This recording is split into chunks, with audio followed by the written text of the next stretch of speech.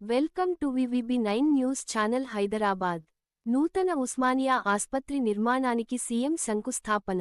ఉస్మానియా ఆస్పత్రి నూతన భవన నిర్మాణానికి సీఎం రేవంత్ రెడ్డి శుక్రవారం హైదరాబాద్ గోషామహల్ పోలీస్ గ్రౌండ్స్లో శంకుస్థాపన చేశారు. ఈ కార్యక్రమానికి డిప్యూటీ సీఎం భట్టి, మంత్రులు దామోదర రాజనరసింహ, కోమటిరెడ్డి, పొన్నం తదితరులు హాజరయ్యారు. రూ.